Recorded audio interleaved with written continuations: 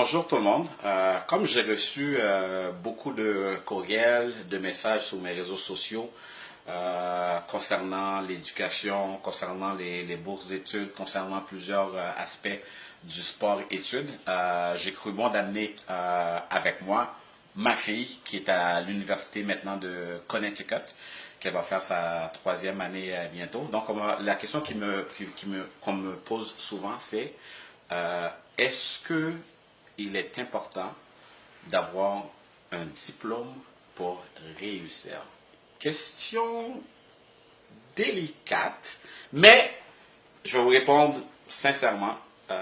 Moi, je crois que oui. Je crois que c'est très important. L'éducation, ça ouvre des portes. Je ne dis pas que c'est dans tous les domaines que c'est obligatoirement à 100%. Oui, parfois, on va voir de grands entrepreneurs multimillionnaires qui n'ont pas fait d'études, mais ça, c'est un cas sur des millions.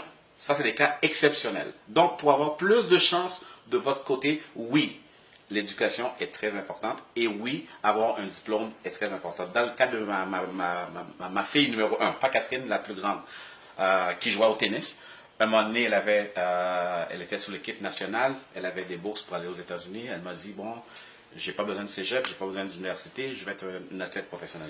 Je me suis assis avec elle pour dire que je ne dis pas que tu n'as pas le potentiel. Oui, tu as le potentiel, mais avoir un plan B. Le lendemain, elle m'a dit, oui, Dad. Ensuite, elle a été étudiée aux États-Unis. Aujourd'hui, elle est diplômée. Elle a un très bon travail et très satisfaite. Donc, je pose la question à ma fille pour voir son point de vue. Alors, Catherine, l'éducation, on fait quoi avec ça? Écoute, moi, je pense qu'on a tous un parcours différent. Par contre, je suis d'accord avec toi que l'éducation, c'est important. Et je suis d'accord aussi qu'un diplôme, ça ouvre plusieurs portes, ça ouvre un chemin avec plusieurs opportunités. Donc, je crois que c'est vraiment important. Puis je pense qu'on devrait tous passer par faire son secondaire, faire son cégep et aller à l'université. Yes! Alors, comme je vous disais tantôt, et la question aussi qu'on me pose, c'est que les jeunes qui ont un certain potentiel dans le sport, que ce soit plusieurs sports, qui peuvent espérer avoir une bourse d'études aux États-Unis, exemple. Il y a des bourses d'études au Canada aussi. Donc, dans le cas de Catherine et Kimberly, ils ont été aux États-Unis. J'aimerais que tu nous dises comment ça se passe maintenant au Connecticut, le sport-études et tout ça. Le sport-études, ça se passe bien. C'est sûr que pour étudier aux États-Unis, c'est un processus. C'est un gros processus avec la NCAA, c'est un gros processus avec tes crédits qu'il faut que tu prennes au secondaire. C'est sûr que si tu veux aller aux États-Unis, il faut que tu t'y prennes d'avance. Aussi, c'est vraiment beaucoup d'investissement, c'est vraiment beaucoup de sacrifices. Ça prend vraiment beaucoup de temps. Il y a beaucoup de visites, il faut que tu... Il y a combien de visites en tout qu'on peut faire? Le maximum de visites que tu peux prendre, c'est 5. Tu peux en prendre moins si tu veux. Si tu visites une école et tu sais que c'est l'école que tu veux aller, ben regarde, tu peux canceller toutes tes autres visites puis tu peux aller à cette école-là sans problème. Mais c'est beaucoup de recherche de quelle école va être meilleure pour moi. Il faut que tu contactes les coachs, il faut que tu rencontres beaucoup de personnes, les advisors, les physios, les thérapeutes, toutes les personnes qu'il faut que tu rencontres. Fait que c'est vraiment beaucoup de temps que tu investis dans ça.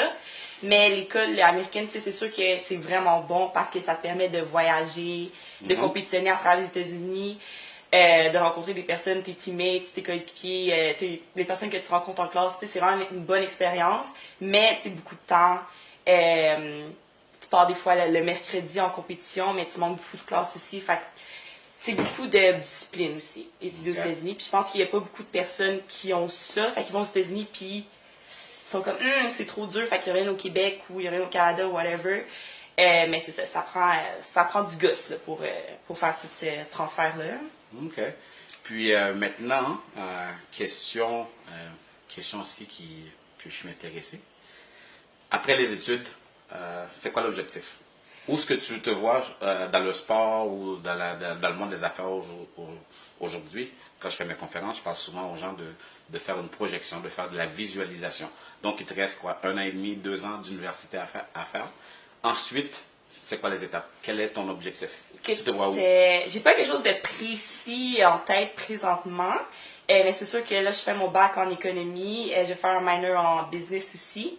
Mais être dans l'industrie, je suis tellement dans le sport que je veux pas laisser ça tomber non plus. Fait que c'est sûr que je veux travailler dans le domaine du sport, puis je veux encore faire de l'athlétisme. Fait que je pense que je vais me laisser un peu de temps pour courir, voir ce que ça va aller. Mais c'est sûr que je sais pas encore, là. Je suis pas encore branchée, mais je pense qu'après mes études, je vais faire de l'athlétisme une couple d'années. Je vais voir où ça va aller. Puis sinon, si ça marche pas, si ça fonctionne pas, je vais aller dans le domaine des affaires. Ah, OK. Donc, pour tout le monde, j'espère que ça a répondu à vos questions. Moi, je suis très content de voir que l'éducation est importante pour ma fille. Alors, sur ce, je vous dis au revoir.